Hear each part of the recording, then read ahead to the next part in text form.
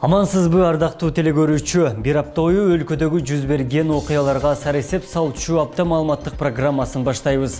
Кызматыңыздарды Абдумалик Базарбаев болом. Бул аптада кайрадан чек арада тажик тараптан куралдуу кол салуу кайталанды. 28 январга караган түнү Баткен облусунун кыргыз-тажик чек арасындагы куралдуу кагылыш Төрткөчү аймагында башталган. Тажик жергиликтүү тургундары жолду бууганга аракет кылып сүйлөшүүлөрдөн кийин абал жайга алган. Бирок аз убакыт өтпөй жатып тажик тарап Чырдөө тилкесине карай ок аткан. Кырдаалды жөнгө салуу аракетине карабастан тажик тарап чек аранын башка аймагында Кыргызстандын аскер кызматкерлерин көздөй миномет жана гранеметтордон ок чыгарышкан. Өлкөнүн чек ара кызматы Тажикстандын аскер кызматкерлери куралдуу кол салууну координациялап чагымчылдык аракетке мурдатан даярдык көргөнүн аныктаган. Тажик чегарачыларынын атайын жасаган чагымы жана ок атуусунан кыргыз тараптан 12 аскер жараталды. Ал эми Тажикстандын Хабар маалымат агенттиги жаңжалда 2 адам мерт болуп, 10 адам жараталганын, анын 6 аскер, 4 жай тургун экенин жазды. Эске сала кетсек, апрель айындагы тажик тараптын куралдуу кол салуусундагы кандуу жаңжалда тажик тарап мамлекеттик чек аранын кыргыз-тажик тилкесинде атайлап жаңжал чыгарып кырдаалды курчуткан. Кандуу кол салуудан 36 адам каза болуп, 189 жараныбыз жабыркаган болчу. Экинчи жолу кыргыз мамлекетинин бүтүндүгүнө доо кетирип жаткан тажик тараптын чагымчылдык жана куралдуу кол салуусундагы бул окуясында кыргыз өлкөсү куралдык жана маалыматтык жактан дагы утканын талдоочулар айтат. Чек ара маселеси боюнча 29 январда Баткен облусунун Достук айылындагы эки тараптуу сүйлөшүү аяктады. Улуттук коопсуздук боюнча мамлекеттик комитетинин төрагасы Камчыбек Ташиев жана Тажикстандан Саймумин Якимов баштаган эки тараптын расмий делегациясы катышкан. Анда сүйлөшүлгөн маселелерде Борукка карай курулуучу жолдун макамын мамлекеттик келишим менен аныктоо жазылган. Эске сала кетсек, өткөн жылдын 1-майында УКМК төрагасы Камчыбек Ташиев жана Тажикстандык кесиптеши Саймумин Якимов баштаган мамлекеттик комиссиясынын кезектеги жолугушуусунда эки өлкө чек арасындагы номер 43 аймагынан тарта номер 61, номер 135 жана номер 141 аймагына чейинки тилкеси боюнча долбоордук сызык үчүн 1924-1927 жылдардагы улуттук аймактык бөлүштүрүү боюнча паритеттик комиссия 1989 жылдагы документтери пайдаланылган. Эки тараптын негизги чечими катары Тажикстандын Кожалы айылы менен Ворх анклавын байланыштырган айлама жолду биргелешип куруу макулдашылган. Стратегиялык жол үчүн өлкө аймагынан жер берилип, тажик тарап колдонот жана анын абалын карап туруу милдетин өзүнө алары ачыкталган болчу.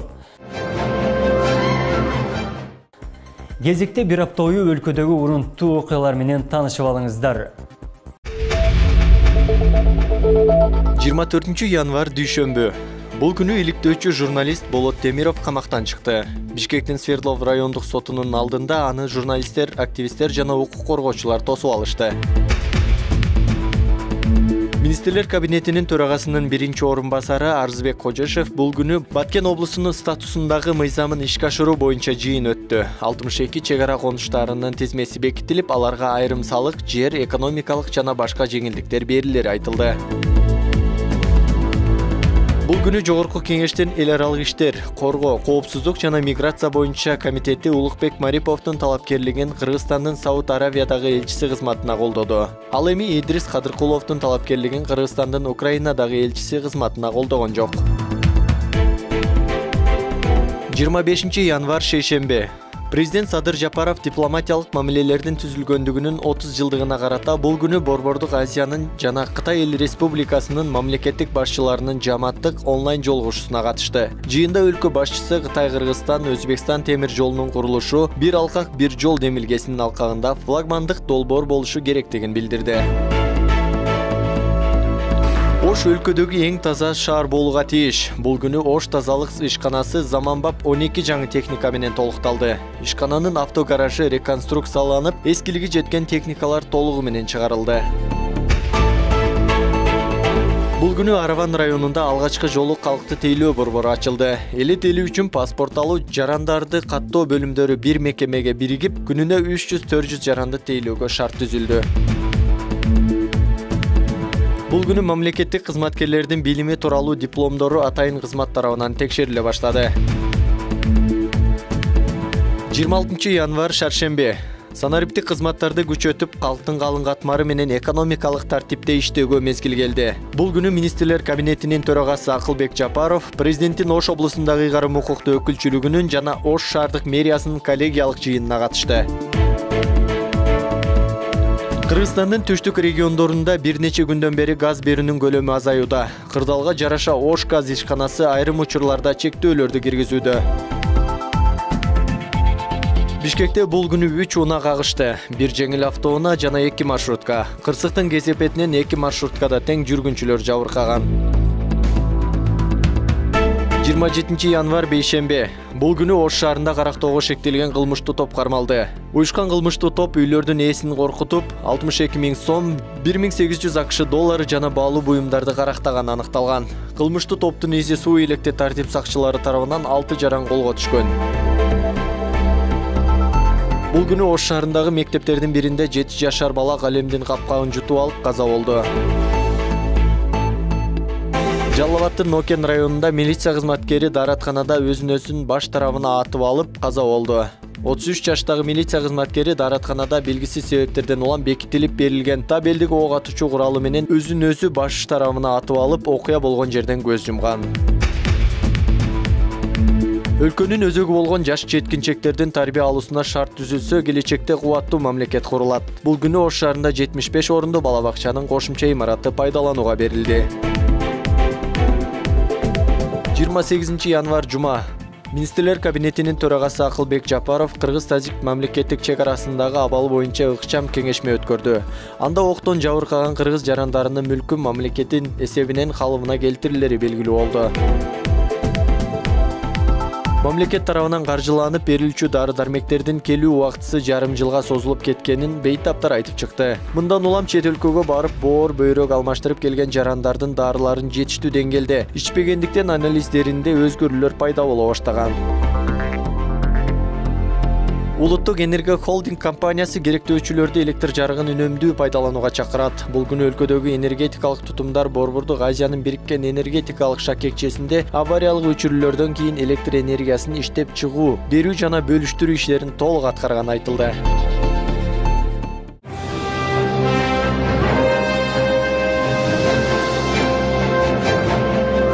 Ондогон адамдардын өмүрүн алып, миллиондогон материалдык чыгымга алып келе жаткан чек ара көйгөйү экинчи жолу кайталанган кыргыз-тажик чек арасындагы куралдуу кол салууда тажик тарап мамлекеттик чек аранын кыргыз-тажик тилкесинде атайлап жаңжал чыгарып, кырдаалды курчуткан. Туура эмес маалыматтарды таратып, кыргыз тарапка ок чыгарган. Кыргыз өлкөсү маселени дипломатия жолу менен чечебиз деген максатты ишке ашпай, тажик аскерлери оор аскердик техникаларды колдонгон. Кыргыз-тажик чек арасынын узундугу 970 чакырымды түзөт. Бүгүнкү күндө 504 километр гана такталган. Эки өлкө эгемендүүлүк алгандан бери талаштуу 70 аймактын тагдырын чече албай келет.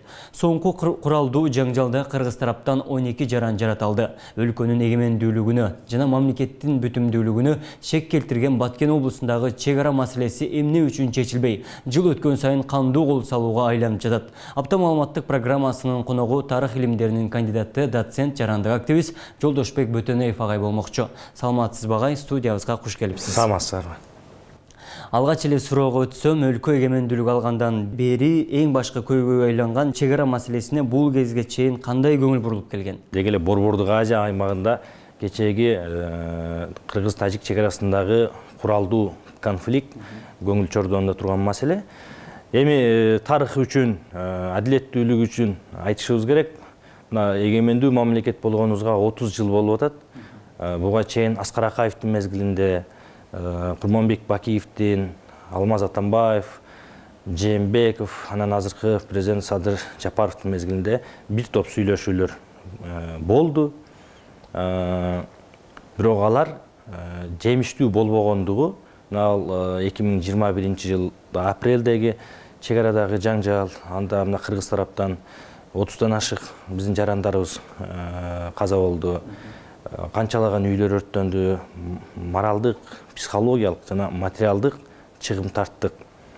Эми ошо менен эле бүттү, болду, эми мындай кайталанмаса керек деп жакшы нерседен үмүт кылып жатканда кыргыз өлкөсү, Кыргызстандын эли, өзгөчө баткендик боордошторубуз кече кыштын кыраан шилдесинде дагы агрессия кылып, оор аскер техникаларын чегарага алып келип, провокация иретинде алгач ок чыгарышып, кайра массалык маалымат майданында согушта кыргыз тарап алгач ок чыгарды, кыргыз тарапты күнөөлөп, керек болсо жанагы учкучсуз учуучу согуштук техникаларды колдонду деген маалыматтардан бери чыгарып атышат да. Мурункусунда дагы ошондой өткөн жылыдан ошентип массалык маалымат каражаттарында дагы кыргыз тарабы утулган. Анда биз көбүрөөк маалымат каражаттарында мына бизди жанагындай зыянга алып келди деп аракет кылганбыз биз дагы. Бул жолкусунда тажиктер ошондой позицияны карманышты да.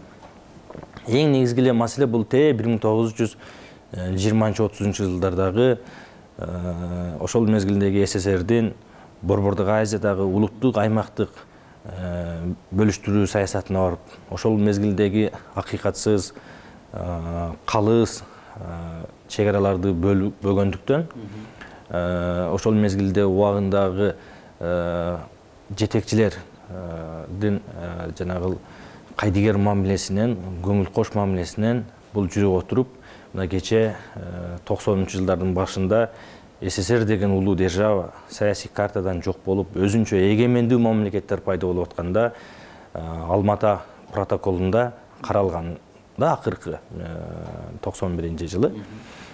Ушул союздук республикалар азыркы ээлеп турган аймагын ошол бойдон бүтүндүүлүгүн сактап, өзүнчө көз каранды мамлекет болобуз деп ошол союздук республикалар Алмата макулдашуусунда протоколго кол коюшкан.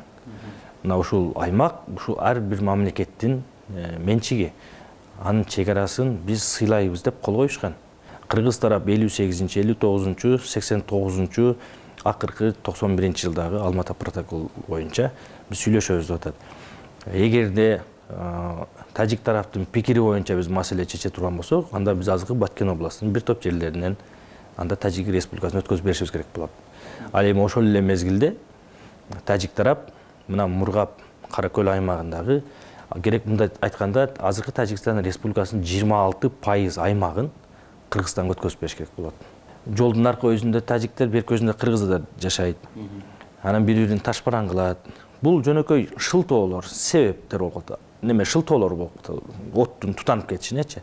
Түпкү максат ал таптакыр башка болот. Жогоруда айткандай, тарыхый жерлерибиз болгон биздин, биз ошолорду алышыбыз керек деп, башка бир англис тилдүү, орус тилдүү булактарды карап атканда деле көрүп атабыз да, Баткен бул тажиктердин жери болгон. Биз тарыхый жерибиз, буну биз алышыбыз керек деп. Ошол эле мезгилде азыр тажиктер талашып аткан жерлерди карап көрсөк, ал жердеги аталыштар, топонимикалык аталыштар, жер суаттары кыргызча аталыштар турат. Аны биздикилер айтып атат, мына кыргызча аталып атат. Буга байыртан бери биздин ата бабабыз жашап келген, биздин жерибиз деп биздикилер талашат. Кыргыз бийлиги Акаевдин мезгилинде Тажикстанда 90-жылдардын башында 4-5 жылга созулган жарандык согушта азыркы президенти Эмомали Рахманов тажик оппозициясынын лидери менен биздин борборшабыз Бишкекте Аскар Акаевич жараштырып, кучакташтырып, көкүрөктөрүн тийиштирип, өбүштүрүп, чытташтырып, бурушпай жашагыла деп кыргыз бийлиги Аскар Акаев башында турган кыргыз эли тажик бийлиги менен тажик оппозициясын жараштырып, элдештирип кетирген элек. Эми 2000-жылдарга чейинки окуя да бул. 90-жылдардын башынан чегарадагы чыр тополоң Эмомали Рахманов өзүнүн бийлигин чыңдап, баягы бутуна туруп, баардыгын бекемдеп алгандан кийин, анан 2000-ден кийин анан ушул маселелер башталды. Тагыраак айтканда, буга чейин мына канча 100гө жакын болду окшойт, адашпасакчы. Бир жылда бир жөн эле 20-30 жол тополоң болот атат. Баткендик боордоштордун айтканына караганда алар күндө эле тополоң болот. Биз телевизордон көрүп, интернеттен көргөн окуялар бул болбой калгандагы маселе да. Бул чоң маселелер чыгып атат да. Жөнөкөй жанагы орусча айтабыз го, бытовой конфликттер ал күндө саат сайын болуп тура турган нерселер да. Көрдүк биз согуштук жолусу аскер техникаларын, армияны колдонуу менен чечүү эки элге тең пайдап келбесин. Кечегиде мына УКМКнын төрагасы Ташиев айтты го. тажик тарап жакшы эле сабак алды окшойт, эми акылына келет болуш керек дегендейчи. Значит, бул жолукусунда тажик тарап бир кыйла бардык жагынан жабыркады. Маалыматтар боюнча 2 жараны каза болду. 22 деп атабыз жалпы тажик кыргыз тараптан адам жарадар алды. Мына биздин дагы 12 аскерибиз жарадар болду деп атышат. Эки элге тең эле өзү сабак болду эле. Элдин ортосунда өзү мындай байыртан тага жайын болуп жашап келген элбиз деп айтсак болот. Биздин энебиз каныкей тажик кызы Санира Бига экени чын болсо, анда тажиктер бизге тага болот деп түшүнсөк болот. Жандай тага жайын эл катарында биз мындай конфликтке барбашыбыз керек эле да. Бирок алардын максаты азыркы кээ бир тажик оппозициясынын пикири боюнча, биздеги кээ бир эксперттердин пикири боюнча, Эмомали Рахманов ошол өзүнүн оппозициясына, өзүнүн элин бир кээ бир мезгилдерде өздөрүндө саясий чыңалуу болгон мезгилде элин алаксытыш үчүн чек арада конфликтти чыгарып турат. Кезек менен ошондой бир неме болду, окуя болду кечеги дагы дейт. Бизде деле айтышат эле азыркы бийликтин дарегине. Бизде дагы кыргыз бийлиги кээ бир маселе болуп эл нааразы болгондо, элди алаксытыш үчүн эле баткенде бир тополоң чыгара коюшат дагы, Эмомали менен сүйлөшө коюп, тополоң чыгара коюшат деп, биздин бийликке адресин айткандагы коомдук пикирлер жок эмес да. Ошондой эле пикир эки эл тарабынан тең айтылып атат да, бийлик башчыларыначы. Анан ошол эле мезгилде биз тарапта дагы, тажик тарапта дагы айтышат. Ошо бийлик төбөлдөрүндөгү контрабандисттердин жеке иш аракеттерин токтобой келе жатат. Элдин арасында да контрабандисттер бар, алектенген кээ бир бизнесмендер бар. Ошол Россиядан алып келген күйүүчү май, башка сатыла турган буюм тайымдарды ошо контрабандалык жол менен Тажикстанга өткөзүп турат. Тажикстан Кыргызстанга өткөзүп турат. Ошон үчүн муну чечкенге бийлик эч кандай кызыктар эмес деген көз караштар да бар коомдо. Эки тарапта теңчи. Эми чындап эле чек араны биз чечип, менин жеке көз карашымда 2022-жыл кыргыз мамлекеттүүлүгүн чыңдоо, бекемдөө, чек арасын зым менен тосуп, айрыкча ушул Баткен областынын Кыргызстандын 970 километр жери Тажикстан Республикасы менен чектешет да. Анын жарымынан көбүрөгү гана чечилсе, жарымы жатат да. Азыр биринчи кезекте баягы корооңо сак бол, коңшуңду ууру тутпа деген ата бабадан калган жакшы сөз бар.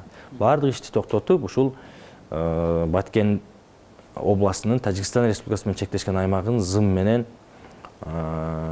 бекемдеп, аскер техникаларын, аскерлерибизди, эмгек маянасын, бардык жана шартты түзүп, ошол жакты чыңдашыбыз керек экендигин азыркы бийлик дагы бир жолу ынанган болуш керек. Бардыгын айткан эле ушул. Чек арабызды бекемдейлик, көзөмөлдү күчөтөлүк. Мен ойлойм, бул маселе чечилет болуш керек. Элчини президент кантип жөнөтөт? Ишеним грамотасын карматып колуна. Ой, могул ушу кыргыз мамлекетинин атынан барып, тажик мамлекетинде биздин саясатты жүргүзөсүң. Эки элди достоштурасың. Бардык тараптан кыргыз мамлекетинин кызыкчылыгын коргойсуң. Анан ошол мамлекетте биз үлгү ала турган нерсе болсо, бизге алып келип ошону үйрөт деп жөнөтөт. Ал ошо 4-5 жыл ошол жакта жашап, мамлекеттин эсебинен айлык алып жашайт да. Бизде кыргыз саясатында мына 30 жылдын ичинде ушундай эле болуп келди да. Элчилер кимдер болду? Дип академияны бүткөндөр кетпейт. Көбүнчө кыргыз мамлекетинин башында турган бийлик, кыргыз бийлигине сын койгон, аларды сындаган оппозициянын өкүлдөрүн элчи кылып жөнөтүп. Ушул бизден алысыраак ойносунчу, барып алысыраак жашасынчы деп алыскы мамлекеттерге же кошуна мамлекеттерге жөнөтүп. Бул бир. Экинчи, ошол мамлекеттерди мисалы көбүнчө Өзбекстан, Тажикстан, Казакстандарга казакча билген, өзбекче билген, тажикче билгендерди эле жөнөтүп атпайбы? Бул маселе чечилбейт да. Эми карап көргүзүм, Тажикстандагы элчибиз акыркы 2 былтыры быйыл адам өлүмү менен коштолгон окуялар болду. Куралдуу конфликттер болду. Өткөн жыл мына 30-дан ашык Баткендин жарандары өлдү. Кыргыз жарандары өлдү. А элчинин моралдык жоопкерчилиги барбы? Мисалы, ой мен ушу иште элчи катары өзүмдүн кызматымда силердин ишенимиңерди тактап аткара албадым деп өзү деле кетип калса болот эле. Ал киши энергетик мисалы. Аны карап туруп кадрдык саясаттагы мүчүлүштүктөргө келгенде зээнин кейит. Ошол тарыхчы катары дагы бир жолу айтсаңыз, мисалы чек араны делимитациялоо жана демаркациялоодо 1927 жылдарда улуттук аймактык бөлүштүрүү боюнча жана паритеттик комиссиянын 1989 жылдагы документтери эске алынып жатабы? Азыркы ошол кабыл алынып аткан протоколдор канчалык жөндүү негизи? Ар бир кырдаал болгон сайын жумушчу топ барып протокол кабыл алып атат, эки тараптуу келишим түзүп атат. Ошол мезгилдерде азыркы тарыхый документтерге таянуу болуп атабы? Анан ал протоколдордун максаты эмне, ал натыйжа бере алабы? Эми мына акыркы мезгилде кыргыз саясатында абдан чуулган окуя ошол жана Адахан Мадумаровдун айланасында убагында барып 2009 жылы кол коюп койгон экен протоколго. Анан ошону тажик тарап бетине кармап алып, мына азыр биздин жерде талашып атат деген чоң саясий компаниялар жүрбөдү. Эми ал өзүнчө маселе болсун, биз ага аралашпай эле коелук. Эки мамлекеттин ортосундагы ошол талаштуу маселелерди чечүүдө биринчи жумушчу топ иштейт да. Өкмөттүн атынан барган жумушчу топ иштейт. Аны кимдир бирөө жетекчиликке алат. Соңку суроону койсом, ошол өлкөдөгү болуп аткан чырлар, куралдуу кабылышуулар, конфликттер боюнча Ош мамлекеттик университетинде өлкөдө алгачкылардан болуп конфликтология адистиги ачылганы маалым. Мамлекетте бир эле чек арадан башка дагы чырларды алдын алууда конфликтологдордун жоктугу окуялардын агымын башка тарапка бурууда да. Бул жаат боюнча пикириңиз? Абдан жакшы баамдапсыздар. Мына өткөн жылы биз 2021-22 мына быйылкы жыл десек деле болот, окуу жылында Ломоносов атындагы Москва мамлекеттик университетинин окуу планын алып, ал жерде политология деген факультетте политология жана конфликтология деген эки адистик боюнча даярдашат экен. Бизде политология адистиги бар, ошон үчүн саясатчылар көп Кыргызстанда дегендей. Бирок конфликтология деген адистик Кыргызстанда бир да жогорку окуу жайында өзүнчө адистик катары окутулбайт экен. Предмет катары гана бир семестр, эки семестр окутулуп, ошо менен бүтөт болчу. Биз Кыргызстанда биринчи болуп Ош мамлекеттик университети, анын дагы чыгыштануу жана тарых факультетинин чыгыштануу кафедрасы окуу планын, эксперименталдык окуу планын түзүп, абитуриенттерди кабыл алууга жарыя кылганбыз. Бирок эки гана абитуриент тапшырды. Бул деген сөз, бул адистик бизге жаңы болгон үчүн элдин калың катмарына сиңелек. Ал үчүн бир 3-4 жылдык убакытты талап кылат экен да. Эми бул адистикти биз эмнеге сунуш кылып ачтык?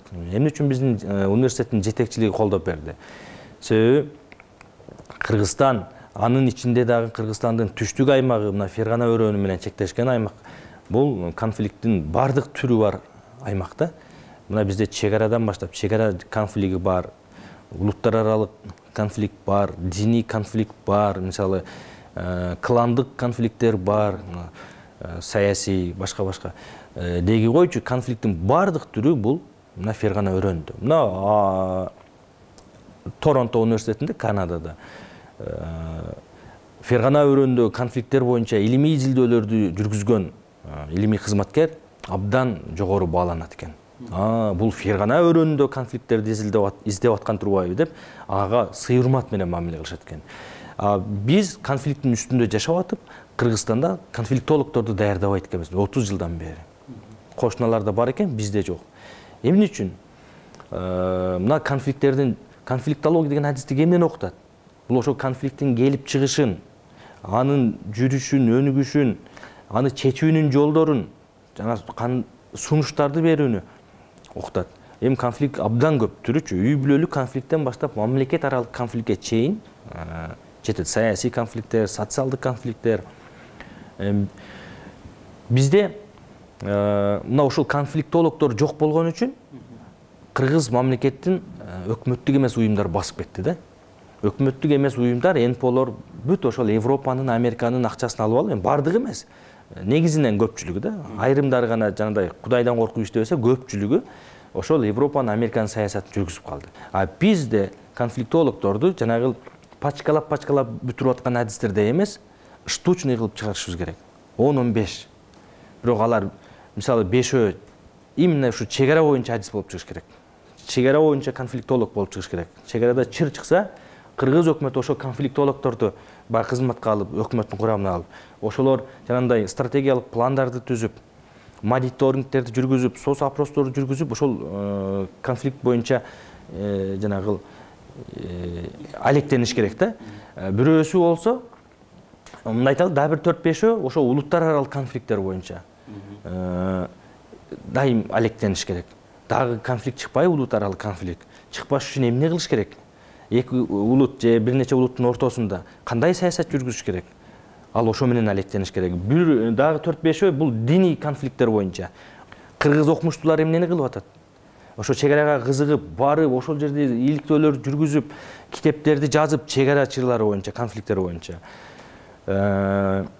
Жанагы дипломдук иштерден баштап квалификациялык, магистрлык диссертациялар, кандидаттык, доктордук диссертациялар жазылды, канча диссертация жазылды. Аны билген адам барбы? Кандай илимий конференцияларды өткөздүк буга чейин чегара боюнча? 2 мамлекеттин, 3 мамлекеттин, өзбектер менен, тажиктер менен, мисалы, ушундай чегара боюнча жаңы документтерди таап, архивдик документтерди таап, конференция өткөзүп, резолюцияларды кабыл алдыкпы, өкмөткө сунуш бердикпи деген суроолор бар, мисалы. Жок, бизде кыргыз бийлиги дагы буга чейин эмне кылып келди? Өзү менен өзү жүрө берет Бишкекте. Качан Баткенде же Ошто, Жалал Абадта бир конфликт чыгат, чыккандан кийин, түштөн кийин келип, ана жараштырмыш болуп, маселени чечмиш болуп, анан кайра Бишкекке кетип калат. Анан да 1-2 ай өткөндөн дагы тополоң болот, дагы келип ошону кылып коет. Бизде регулярдуу иш барбы? Ошо чегарадагы конфликтти болтурбаш үчүн туруктуу план бекитилип жыл башында. Ошонун айланасында иштер кетип атабы? Тажикстандагы бир жараны атын атабаган бирөөсү маалымат чыгарбадыбы?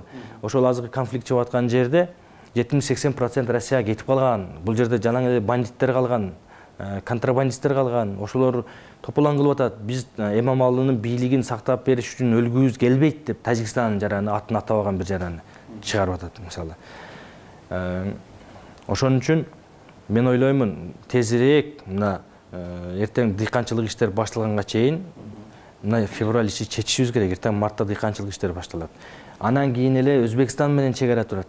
Мына эсиңерде болсо, өткөн жылы ошо УКМК башчысы Камчыбек Ташиев келип, кемпирабад маселеси боюнча кандай ызы-чуу тополоңдор болду, туурабы? Ал айтты, биз Ташкентке барып сүйлөшүп чечип атабыз деди.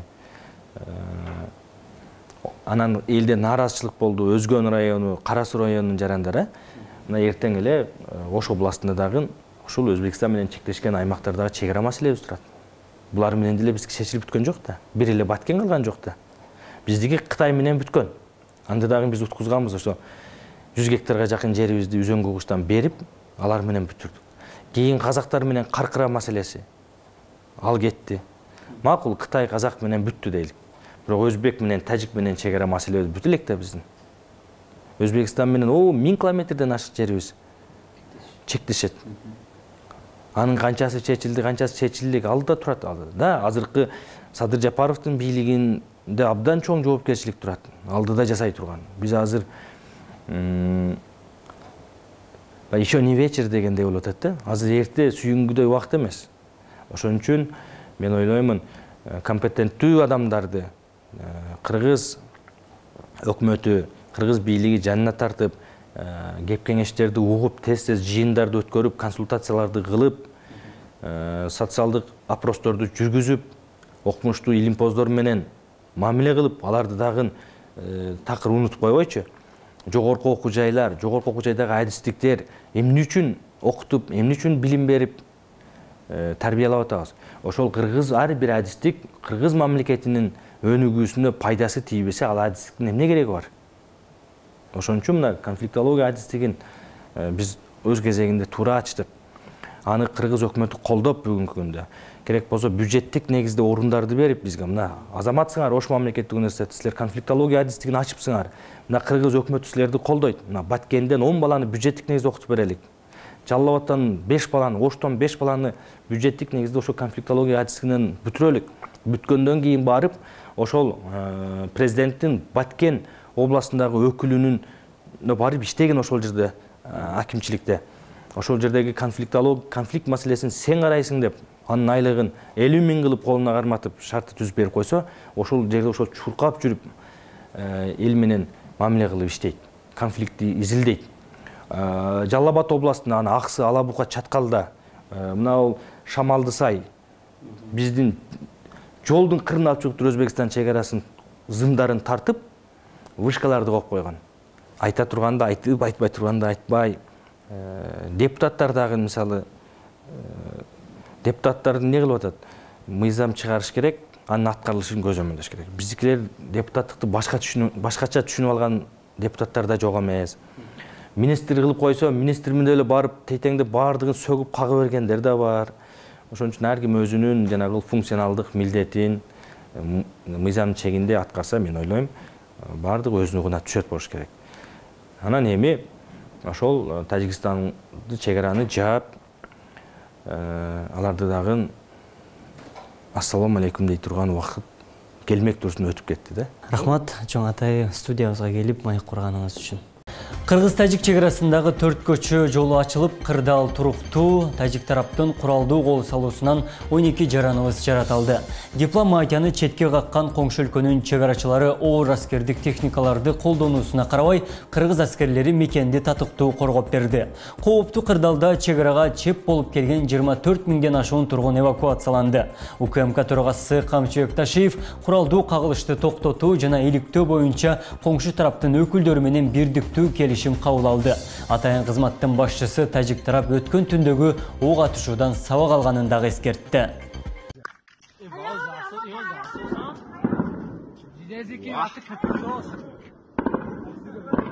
Өткөн түндөгү Баткен облусунун Кыргыз-Тажик чегарасында куралдуу кагылыш 4 көчө аймагында башталган. Тажик жергиликтүү тургундары жолду бууганга аракет кылып, сүйлөшүүлөрдөн кийин абал жайгарылган. Бирок андан 5 мүнөт өтпөй жатып Тажик тарап Чырдөө тилкесинде карай ок аткан. Андан соң жаалданган тажик жарандары саат 18:50 чамасында 4 көчө аймагына оор жүк ташуучу унаага таш жүктөп келишкен. Алар таштарды Баткен-Исфана автожолуна түшүрүп жолду жабышкан. Жана Тажикстандын чегарачыларынын коштоосунда жүрүшкөн. Кырдаалды жөнгө салуу аракетине карабастан Тажик тарап чегаранын башка аймагында Кыргызстандын аскер кызматкерлерин көздөй миномет жана гранатометтордон ок чыгарышкан. Өлкөнүн чегара кызматы Тажикстандын аскер кызматкерлери куралдуу кол салууну координациялап, чагымчылдык аракетке мурдатан даярдык көргөнүн аныктаган. 4 көчөдө жигиттер тополоң болуп атат. Мына жак Тажикстан, бизгилер сүйлөшүп атабыздар.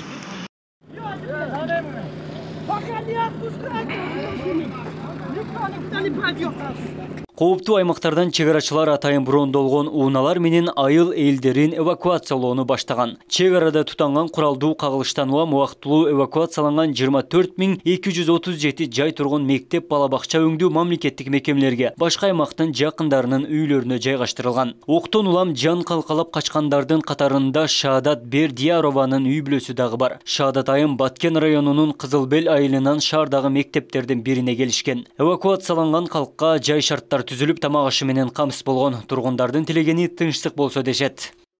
Түнгө 11-де келдик, ушул жерге жакшылап күтүп алдылар. Шу жылуу жерге киргизди, рахмат, Алла разы болсун. Бардык шарты жакшы, столовойго барып тамактандырды эртең менен. Бардыгыбызды алып барып жакшы. Медсестра, доктурлар келип текшерип, дарыларды берип, давленияларды өлчөп, баарыбызды жакшылап көзөмөлгө алып турат. Азыр дагы келип баардыгыбызды текшерип кетти. Рахмат, Алла разы болсун. Улуттук коопсуздук комитетинин башчысы Камчыбек Ташиев таң эрте Баткен облусуна барып атайын штабдык жыйын өткөн. Андан соң чегарадагы Достук айылындагы эки тараптуу жолугуу башталган. Тажикстан тараптан Раджаббой Ахмадзода баштаган делегация менен сүйлөшүүлөр жүргүзүлгөн. Жолугушууда эки тарап атышууну токтотуу жана аскерлерин чыгарып кетүүгө даяр экендиктерин билдиришкен. Андан сырткары атышуунун себептери жана келтирилген чыгым боюнча айыптоолор айтылган. Атайын кызматтын башчысы өткөн түндөгү ок атышуудан Тажик тарап сабак алганын айтып, облустагы абал жайгарылганын белгиледи. Кечке чейин бардык күч түзүмдөрү чегарадан кайтарылат. Чегарада бир гана погранслужба жана милициянын керектүү органдары калат, коомдук тартип сактоо үчүн. Кечеки болгон конфликттен кийин булар көп эле өздері сабақ алып қалышты ғой, демек бұларға атқаруға мажбур болушат деген ойдамын. Түндөгү тажик тараптын мыйзамсыз аракеттерин эл аралык коомчулук тааныганын серепчилери айтат. Маалыматтык согушта дагы өлкөдөгү массалык маалымат каражат өкүлдөрү өз мезгилинде кабарларды чыгарып турган. Чыккан расмий маалыматтар 8 тилге которулуп, агрессияны уюштуруп жаткан тажик тарап экендиги айтылып, ыкчам иштер жүргөндүгүн журналист Асанбек Пазылов да билдирди. Ошол эле учурда кыргыз журналистикасында чет тилдеги адистердин жоктугу көйгөй жараткан. Экинчи жолу кайталанып жаткан чагымчылдыкты кыргыз өлкөсү куралдык жана маалыматтык жактан дагы утканын талдоочулар айтат. Кыргызстандын журналисттери, кыргызстандыктар негизи жалпылап айтканда жакшы өзүн көрсөтө алышты деп баалайм. Анткени маалыматтар оперативдүү кыргыз, орус, англис, түрк, кытай тилдеринде дүйнөгө таратылып атты. Ошол эле маалыматтар таратып атканда биз дагы маалыматты башка тилдерде таратканга аракет кылып, социалдык тармактарда мурда байланышып жүргөн Америкадагы, Европадагы, Түркиядагы кесиптештер менен Кыргызстандын көз карашын чагылдырган маалыматтарды берди. Бир күндүк жаңжалда тажик тарап мамлекеттик чегаранын кыргыз-тажик тилкесинде атайлап жаңжал чыгарып, кырдаалды курчуткан. Туура эмес маалыматтарды таратып, кыргыз тарапка ок чыгарган. Кыргыз өлкөсү маселени дипломатия жолу менен чечебиз деген максат ишке ашпай, тажик аскерлери оор аскердик техникаларды колдонгон. Кыргыз-тажик чегарасынын узундугу 970 чакырымды түзөт. Бүгүнкү күндө 504 километр гана такталган. Эки өлкө эгемендүүлүк алгандан бери талаштуу 70 аймактын тагдырын чече албай келет. Соңку маалыматка ылайык кыргыз тараптан 12 адам жаратылды. Учурда абал туруктуу деп бааланууда. Баткен облусундагы ок атууларда үзгүлтүккө учураган электр жарыгы калыбына келтирилген. Облустун кыргыз-тажик чегара тилкесиндеги куралдуу кагылышта үзүлгөн электр чуалгылары оңдолуп, электр энергиясы линия куланды. Тажик тараптын огунан Аксай, Көкташ, Ортобоз, Жаңыбак, Таш Тумшук жана Көктерек айылдарында жарык өчүп калган. Электр энергиясы үзүлгөн аймактарда ош электрдин кызматкерлери ыкчам иш алып барган. Белгилей кетсек, аталган айылдардагы энергия Самаркендик көмөкчү Чордондан чыккан 10 киловаттык энергия Ортобоз линиясына барат. Жалпы узундугу 48 километр, бул линияда 52 дана трансформатор жайгашкан. Андан 1409 абонент электр тогун алат. Учурда линияда жайгашкан трансформатордук подстанцияларда штаттык режимде иштөөсүн рейд кызматкерлери көзөмөлдөн өткөрүшүүдө. Милиция кызматкерлери алардын коопсуздугун көзөмөлдөп, бирдиктүү иш алып барылган. Оңдоп түзөө иштерин бүтүрүшүп, саат 1-де электроэнергия толук кандуу берилди. Негизинен ал жерде Баткен райондук электр тармактары бардык техникалык каражаттары жетишет. 2 бригада барып, ыкчам түрдө ал жерде электроэнергияны калыбына келтиришти. Негизинен ал линия аба чуалгы узун линия болгондуктан ал жерде башка айылдарда электроэнергиясыз калган эле. Келерки жаңырган жумада жакшы кабар менен кезигели. Бир апта бою окуялардын топтомун Абдумалик Базарбаев жана кесиптештери менен бирге тааныштырдым. Жараткан жергебизге тынчтык, элибизге ынтымак берсин, чегарабыз бекем болсун.